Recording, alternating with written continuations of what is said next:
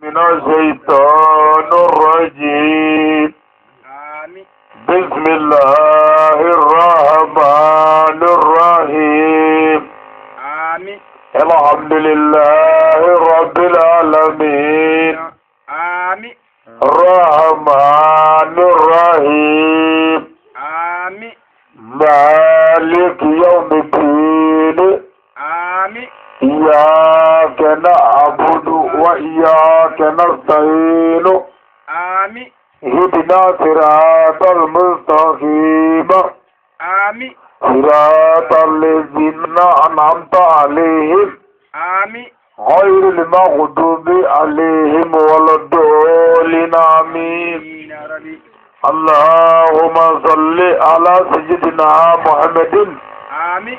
الفاتح لما أغلق آمين. والخاتم لما سبق آمين. ناصر الحق بالحق آمين. والهادي إلى صراطك المستقيم آمين. وعلى آله حق قدره ومقداره العظيم. آمين. تماري. خلاص أسلم وأنت كده خير الله على قولي خير الله آمين. على كان تقول دما آمين. على كان جينيا آمين. على كان الله هرني آمين. أفضلنا الله با على كان يعملو آمين. كنا بنيا كما آمين. نسي يوري بركة كما آمين. صلى الله رسول وسلم. تماري. وكو أسلم ونموري نعم. بنانا سنا قبل le 9 نعم. février أها. l'année 2018 Tiens. nazara kalo kile konondo نعم. saa kalo filana أها. saa ba fila ani tan seegin Tiens. Odo. an bi joyila mara kɔnɔ yan Tiens. dugula min ye kɔnsogola ye أها. Odo. banugo kɔni Tiens. alhamdulillah نعم. an ye layidu min di an ma أها. k'a fɔ ni ala sɔnna bi juma ye نعم. an bɛna an se jɔ an fɛ ka foli kɛ Tiens. Okaka. ala de ko kuranɛ na نعم. a ko fanta kɛrɛ fati zikra أها. fɛ yakarɔman yakisi Tiens. تماري. a ko muhamadu نعم. wajuli kɛ أها. muhamadu نعم. lasiri kɛ أها. a ko wajuli bɛ mumini dɛmɛ a ka muminiya la نعم. wajuli bɛ kafiri bɔ kafiriya la Tiens. wajuli bɛ silamɛ dɛmɛ a ka silamɛya la نعم. wajuli bɛ dusukun ko ka ɲɛsin ala ma i n'a fɔ fani nɔgɔlen kule k'a jɛ safunɛ na Tiens. Tamarin. Sigato la. Lebele. Tiens. nin ye kɔrɔna haya ye dɛ أها. Odo. o tuma o wajuli ye mun ye ka نعم. mɔgɔw wele ka na ala ma أها. ni laadiriya ye Tiens. ka mɔgɔw wele ka na ala ma نعم. ni wele cogo cɛɲi ye Tiens. walasa mɔgɔw ka dilan mɔgɔw jogo ka ɲɛ أها. Kama nyamse. Okaka. o tuma نعم.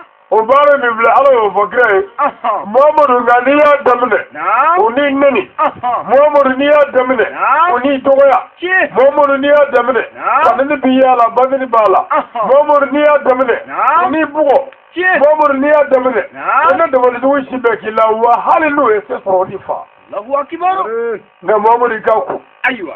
wa kira ko ale y'a ku نعم. kira taatɔ de ko ale ulamaw أيوة. o أيوة. wara sato alimbiya ye أها. balimaw نعم. vous êtes les représentants أها. des prophètes نعم. et des messagers أها. aw dɔnnibaw de ye kiraw cɛsaba ye Tiens. aw de ye nabiɲumanw cɛsaba ye نعم. o tuma aw dɔnnibaw de jɔ bɛ kiraw jɔyɔrɔ la Tiens. aw de kan ka baara kɛ walasa jamana ka dilan Sigato la. Fieu. Lebele. karamɔgɔw kɔni أها. muru ko tɛ dɛ n kan bɛ karamɔgɔw de ma أيوة. ولا ولا. sabu moriya ye métier de ye نعم. mɔgɔ min ye dɔnni dɔ sɔrɔ أها. a kɛra jiri dɔnni ye نعم. o ye dɔnni ye أها. a kɛra turabu dɔnni ye نعم. o ye dɔnni ye Tiens. a kɛra kilisi dɔnni ye نعم. o ye dɔnni dɔ ye Tiens. a kɛra kuranɛ dɔnni ye أها. o ye dɔnni ye Tiens. a bɛ mɔgɔw mago dilan a la نعم. ɲuman sira kan أها. a bɛ fɔ o ma mɔri ɲuman o ye نعم. mɔriya ye Tiens. a bɛ mɔgɔw faga ka mɔgɔw dabali k'o ta cɛ نعم. a bɛ fɔ o ma mɔri jugu أها. mɛ en tout cas o ye mɔriya ye نعم. mɛ n'i ko karamɔgɔya أها. karamɔgɔya ye mɔgɔ de ye mɔgɔ min نعم. n'a ye fɛn dɔ dɔn أها. dɔnni dɔn نعم. a bɛ mɔgɔw kala o dɔnni na ka mɔgɔw lafaamu o la Tiens. o tɔgɔ ye karamɔgɔ تماري. mɛ n'i ko aliwulamaw نعم. alimu أها. n'i y'o fɔ silamɛya sira kan نعم. o ye mɔgɔ de ye mɔgɔ min ye silamɛya ɲɛ dɔn a b'a ɲɛfɔ mɔgɔw ye ala jati kama Tiens. Sigato la. atuma an bɛ fɛn o fɛn fɔ diɲɛ na an b'a kɛ ala kama an bɛ nali k'an dɔgɔya o bɛ diɲɛ kumajugu bɛɛ fɔ k'an t'an kɔfilɛ sabu an y'a dɔn min nana kiraw kan an y'a dɔn kira dɔw bugɔra dɔw gɛnna ka bɔ faso la kira dɔw fagara kira dɔw kunkolo tigɛra kira dɔw ye kaso kɛ nin bɛɛ kɛra nkalon kan ka kiraw to tiɲɛ kan ala yɛrɛ ɲɛna o tuma n'an bɛ ala fɛ fo an ka tɔɔrɔ dɛ n'an y'a ne de k'a bɛ don min a ye ala tanu maa ɲumanden sɛgɛlen don maa sɛbɛden sɛgɛlen don wa maa sɛbɛ yɛrɛ tɛ lafiya diɲɛ na ayi a y'a to u k'an nɛni a y'a to u k'an dɔgɔya u bɛ nɛni min d'a kan u b'a kɔrɔfɔli min kɛ u b'a dɔgɔyali min kɛ u bɛ dɔ fara a ka bonya kan ala bolo ka dɔ fara a ka bonya kan lahara k'o kɛ dalilu ye a bolo lahara yɛrɛ nka jarabi ma ko n'i y'o de la ala yɛrɛ t'o fɛ dɛ a ye kun ni ala ka jarabiw ye an n'an bɛ wajuli la nka an n'an bɛ bɔ ala k'an ɲɛ d'a kan mɛ kira sallallahu alaihi wa sallam a ko silamɛ cɛ fila walima a muso fila walima ka caya ni o ye n'a sigira n'a wulila n'a b'a fɔ ala ko ala kira ko juru b'a kala o de kama sa an ko an bɛ sira fara ka dakuruɲɛ fila fɔ ala ka kuma la ani kira ka kuma la a ti kɛ ayiwa walasa a k'a dɔn an ye nka a bɛ kɛ walasa ala k'a dɔn an ye. ni ala y'a dɔgɔya bannen n'o tɛ da minnu b'i bonya olu da kelen ninnu b'i dɔgɔya mɛ ala ma n'i bonya Umaru foyi t'i dɔgɔya ne b'o ɲini fɛ tuma caman n'an bɛ bonya ɲini an k'a ɲini ala fɛ n'an bɛ karama ɲini a ɲini ala fɛ mɛ n'i y'a ɲini ala ka niw fɛ walahi ni niw ye bonya d'i ma n'u ye karama d'i ma n'u ye fayida d'i ma walahi o ni kelen ninnu bɛ tila k'i dɔgɔya. Ni bi maloya fila fɔlɔ wa n'u b'a fɔ bi tu k'a fɔ sini ko ce u ti taa fangelen bɛ yɛrɛ o tuma a ye bonya ɲini ni ala de a ye karama ɲini ni ala ye a ye fayida ɲini ni ala ye n'a bɛ min fɔ a y'a kɛ ala kama n'a bɛ min kɛ a y'a kɛ ala kama nka n'a y'a kɛ mɔgɔw kama a ti ɲɛyɔrɔ sɔrɔ dɛ sabu ni mɔgɔ min m'a dɔn i bɛ nimisa kɛlɛ la o tuma dɔgɔlen fila b'an bolo ka ɲɛfɔ a'udhu billahi minash shaitanir rajim an bɛ taga ɲini ala fɛ ka bɔ sɛtanɛ tɔɔrɔ ma sɛtanɛ min kɛra dagaden ye ala y'a dɔgɔya wa ala y'a kunagoya ne bɛ nin fɔ tuma caman dɔgɔninw ye ani kɔrɔw a y'a janto a bangebaaw la dɛ hali ni bangebaa ye kafiri a bonya i b'a barika sɔrɔ i b'a bonya sɔrɔ n'i ba n'i bangebaa la ko kafiri don o kafiri musokɔrɔba in dɛ ale de ye kɔnɔ ta o kafiri cɛkɔrɔba in y'i bamuso furu siri n'a kun ka d'a ye a kun b'i wolo ɲɛmɔgɔdenya kɔnɔ nka a y'i wolo halalaya kɔnɔ i tɛ se k'o sara dɛ a y'a janto a bangebaaw la n'o kɛra ayiwa a bɛ cɛw minɛ dɛ n'i kalanna i caman dɔn f'i ka ba ni 30 ni barika ma y'a la a bɛ kɛ nɛ garisɛgɛ ye a ye barika ɲini an yɛrɛ sigi m'o kɛnɛ dɔ kan yan bonya o bonya ni karama o karama b'an kan foyi tɛ dɛ barika ɲini don an ye min ɲini an y'a sɔrɔ dɛ an ye min ɲini an y'a sɔrɔ ne wolola yan de Sirakɔrɔ kɔni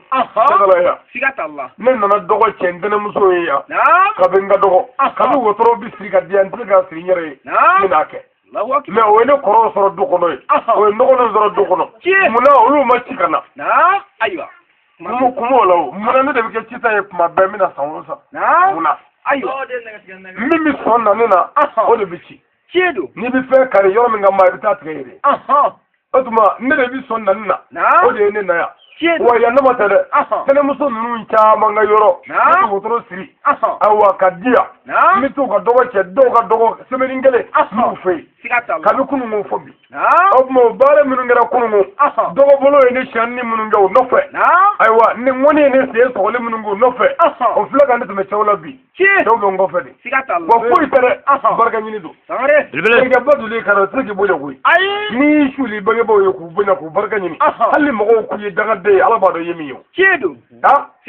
o tuma anw tɛ sira foyi ɲɛ dɛ an y'a ɲini de o de la n'an ni bɔn ka mori ninnu kɛra ɲɔgɔn na don min ne b'a fɔ o t'an dɔn n'u y'an dɔn o t'a kɛ barika min mana a t'u la hali n'u kalanna komi balagamu ka kalan komi sɛtanɛ ne b'a dɔn bilahi an ye barika ɲini min kɛ n'a y'a sɔrɔ k'u kun y'a kɛ u t'an gɛlɛ an bɛ ɲɔgɔn faamu dɛ wotoro delila ka siri ka di ne ma ka taa ntɛnɛmuso dɔ fɛ yen Sorokɔrɔ sorokoro koti jigi la wotro balagadi kuna duguma ne ma se ka wuli fiyo fale dale be nguna na ndara dugu kono asa do de wele ngu ka nyama kana wuli barga fuyi tano do ka wuli Allahu akbar me ngoro taba be so kono ni wuci tuta ne de kele bita awa bi ko fle ne kele taka kono de kedo ngare keme yamte sikatola ngo kama ko te avec la benyana de no de fo ale soro wajili ke rola ngo aya janda jogola sini ana kuno korata na fuma sikatola kedo ni ngo kama ko te avec la benyana de no de fo ale soro wajili ke rola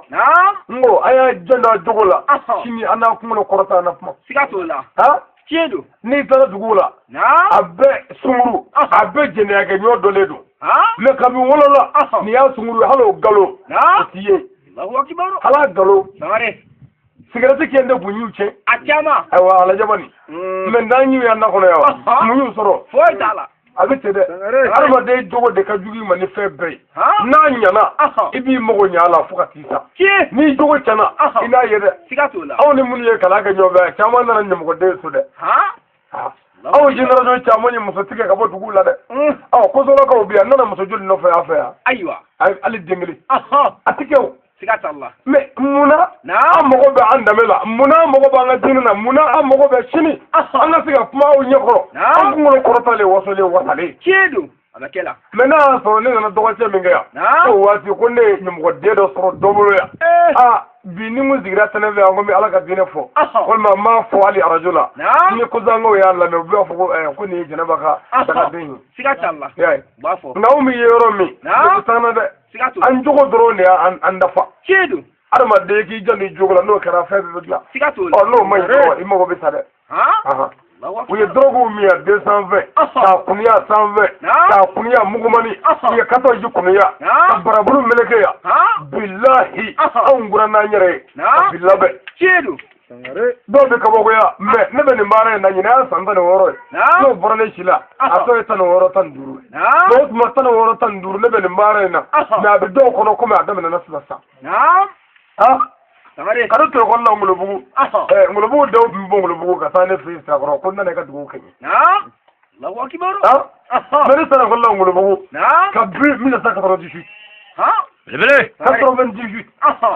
nyina samwai o ya so walima o dul dam le fo ngale ko mi ne ale be do Allahu akbar samuga an so boli ko ngulubu ko tan do ni kana sira ko dugu ke Allahu akbar ko be no ba fo ko abeni ngulu mai ko ko na me dugu ni mi ko ma ko ndo be ya doro de la ga ge on nga dugula mo ni ko dugula mo bla la ngana balzana o kara amena doni sanda do woro tan wulu la mo bi o balonda sebe ne mfado wele ngo bakarsa ngo tara ko ni ngulu bugu kanga balu tambi ngo andi su la de ngo ngamina fero dama nayo mine wallahi utisala sare o fay ngo mane bora mini ne wala do me ko ne ka taga bodo ko mun don mele la jomo kala o ya soro juari bere ba do ba mulo oy tane be mununga anyere dande dugu sila ko bi saka mugo pada ngare anyere ko zira me dugu mi doni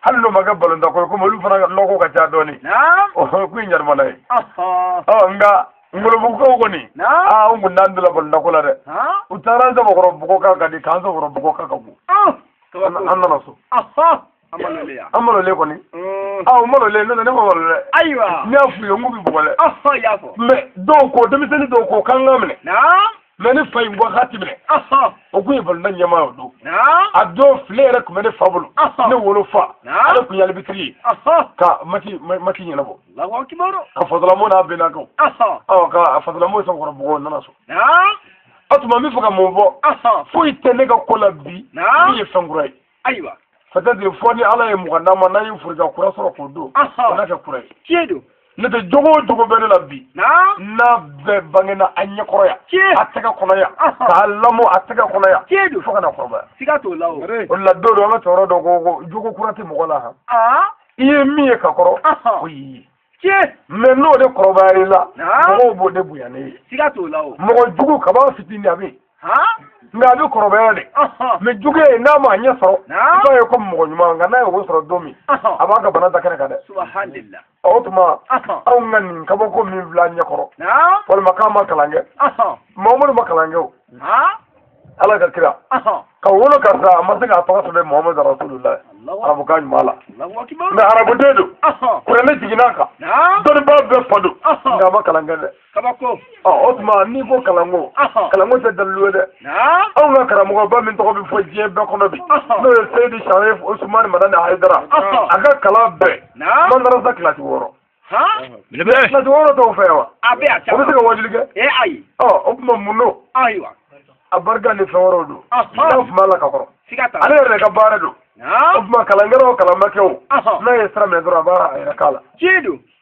sigata Allah so ko do be so ko ma ni ya amne abi barama bo ya ko fray abi tulubo wallahi abi ko bo o be bala eta to ni za ka to famene kabako Allah jini bala fe de do be gala era ma automatique otuma ma nyama ni ma sana ni ma ban ala ka ma labenu o lu bi na ko be bane ato edro na fa nga kedro ka singa bare dam drone do sigatola ni dogo no ko abi wajili ke français de la ay ko like obno ko wala be ko den taw fewa achama be abma ko den sara warwa achama be e ta bo ko lete ya akacha afu yugo wajili ke aiwa iba do ko te aywa fewara do ka fara fewara ka sigatola ni ala ko fem ma ko be ke no de fo izara dallahu shay'an an yakul allah kun yakul sigatola na ko be minge ni ala maso na ko ba ke atike me ni ala ko fem ma ko ke ma tugo balle sigatola tare de mi ma taga wuli fasola ablo korotale ko ajugo kayina nyona bete ma fo warbe ngune ndi wasola ndamulu nga halli fennamulu ngoma nga mugani nga taye ka bi wala fobi ci sigata Allah nti sere ntaki fiyana nti men dila fi wallahi nde bi mayde ni nga dron ko ay wa ko wa dingani bi cugodi ka bi wala ma galo ta wi ka bi wala mu namara mu jafa me saga show kara ba show kara ke show kara me ka ba show kara ke ba show kara ne sama yala de ne da ne ku sun yala ali wajiri ta de ali kara me ga ba shi ma fanga wa ko tin ga yawa Allah ya soro ni yake dibi sai kono me ala ya rabbi sona ta Allah mara to nyumana ka fara ala demo ka to kana se bi sigaro ma sigatola otuma anga foli bebe ka dogo gebe o kaka ale be ka nyina fe aka dogo kede aywa amogo be dogo la sigata Allah dine mi joni dogo di chedu aw mi tama an ni dale ko tabalika ta ala ka dine nyafu sigatola mogo ko ka bi mogo dogo fo ni mi sene ala yere la mo no ko de sigata Allah mogo be bolo kadi mogo be shi tiye fo mogo mi nga bare blara mogo dogo fo lima ko ni ala de bi sigi deme chedu ne to ko bo mogo de mogo ka baara ye mogo jogo foye mogo ti fɛ ayi abada mangoya nasi yɛrɛ de ye mogo jogo foye o la wajuli kana caman bi wajuli kɛ a tɛ mogo jogo fɔ dɛ ayi a bɛ mun fɔ lahara ko yɛrɛ ti fɔ ayi a bɛ maana bɔ a bɛ ziiri da ayiwa a bɛ caatiriw bɔ a bɛ zanaw da nka jogo a to an bɛ jogo fɔ dɛ an balakaw bɛ kɛnɛ kan yan kira sallallahu alaihi wasallam a ko muso ka aljinɛ bɛ sɔrɔ a wa cɛ sɛnɛga kɔnɔ de ayiwa sangare n'o fɔra sisan ayiwa siribe dɔ bɛ taa a cɛ tanga bi k'o sen kɔrɔta k'a bɛ ka aljinɛ ɲini o ko tɛ ayiwa a ɲɛfɔ siribe o k'u bɔ an kɔnɔ dɔɔnin fɛn wɛrɛ bɛ na a ɲɛf'u ye ayiwa a ɲɛfɔ n'a fɔra i cɛ sɛnɛga kɔnɔna i ka aljinɛ bɛ sɔrɔ yen o kɔrɔ ye ni cɛ y'i tɔɔrɔ ni cɛ y'i ɲani yafa cɛ ma i ka nisɔndiya i k'a bonya k'a bɛrɛ dara o bɛɛ kan a mana min k'i la o ku n'o kɛra i ka kisi b'o la aljinɛ b'o la siga t'o la o kɛnɛ an balakaw a y'a janto a cɛw la dɛ ayiwa n'i ye npogo dɔ i cɛ la i den tɛ ye foyi la kɛnɛ sira kɔ sangare a ɲɛ b'a la den cayara an bolo nka ɲuman dɔgɔyara dɛ an yɛrɛ ka wulikajɔ bɛ min nɔfɛ sisan a bɛ ka banuŋɔ yɛlɛma dɔɔnin kabi banuŋɔ jamana n'i y'a lajɛ san 200 ka taa kɔfɛ k'a fɔ nin ye maa ba ye nin ye maa ɲɛnama ba ye banuŋɔ yan o ka suma dɛ ko min bɛ siran mɔgɔw ye de a bɛɛ ye dunubɔla ani catiribɔla ni manamanako ngale faga do fale sa amani to besre ami faga fale ke amani che ami faga fale ke an te gara gidi bala Sangare. ama do susuma ya ka do barashi Aywa.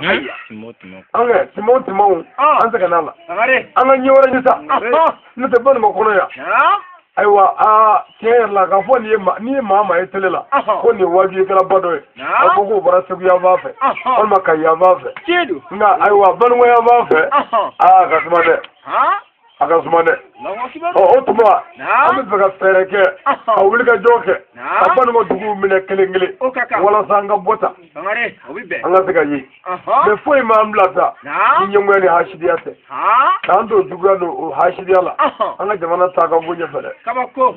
note da mozo kle biton kle amuri kle mogo e bolo la here la dugu nu ngono ya do e smamara sanzama dumuni do e mara do e sawolo vla nyomara ayi ko na ko tufa sawolo vla boli so kle la do so kle me la di kle gala di kan va bo la bi mogo ka mogo ede Sigatola. me la di ko gale na go here a kle la ti kalo chocho ba so ko me dubbe ko Sigatola. adam ne ka ba Aywa. safu ko bebe yara bulu samiye mana da mi yokla ami faka nyodu o ma klima fa amba ga yere ta samiye fa baraka boy amo ke nyodu la Kabako.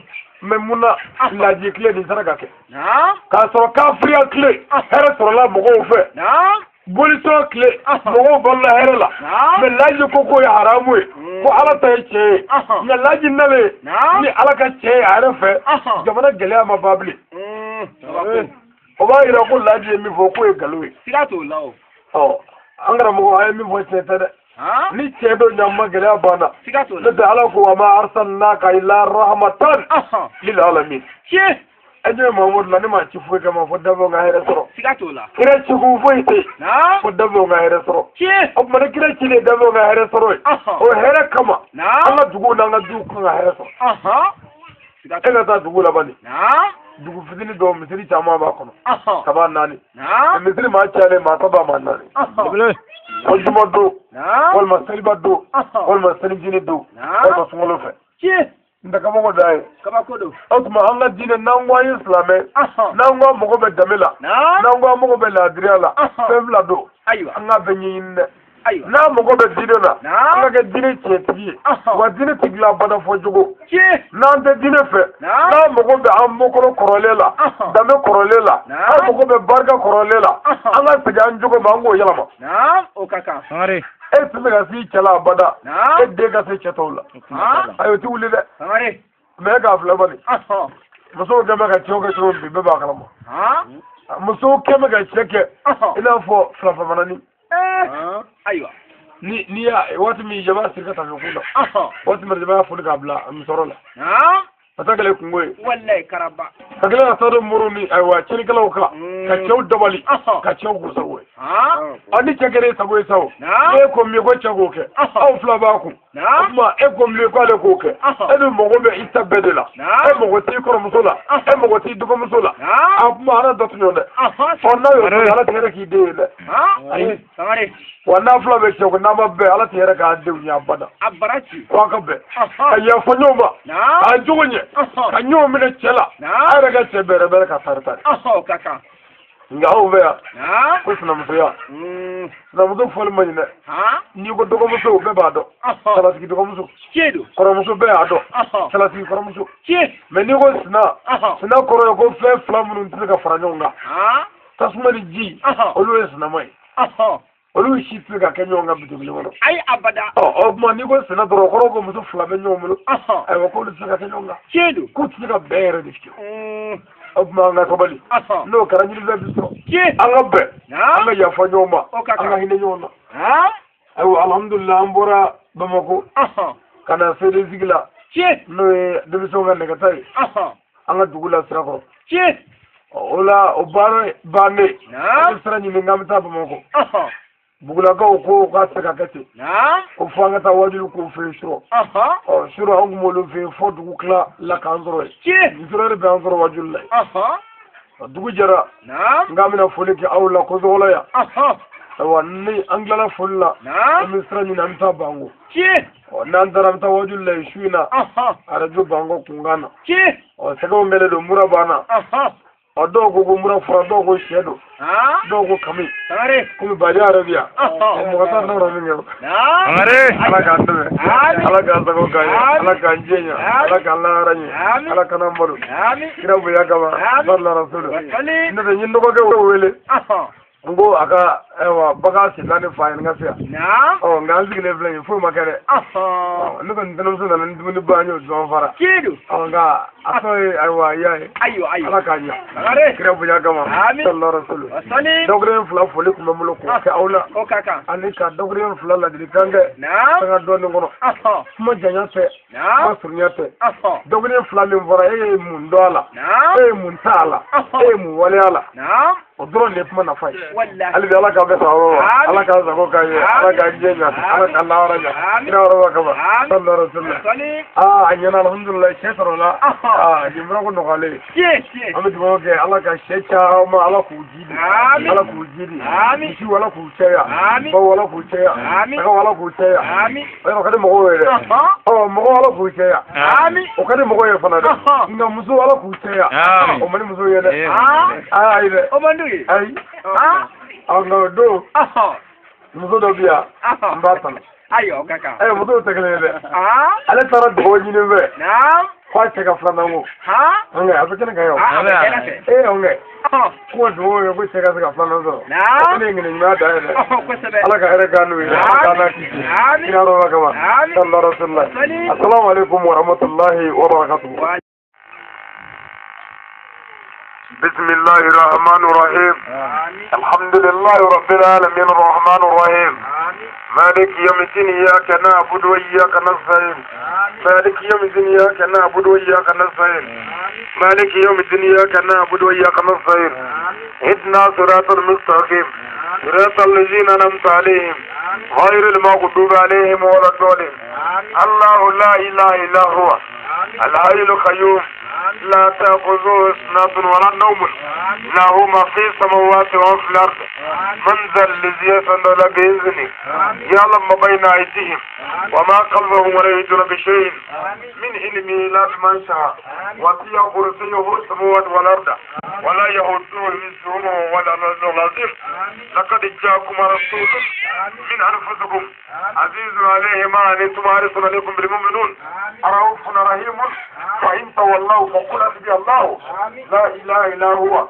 عليه توكلت وهو رب العرش العظيم اللهم ربنا آتنا في الدنيا حسنة وفي الآخرة حسنة وقنا عذاب النار ربنا لا تزغ قلوبنا بعد إذ هديتنا وهب لنا إنك لك رحمة من عند الله صل سبحان ربك رب العزة عما يصفون والصلاة والسلام على المرسلين والحمد لله رب العالمين.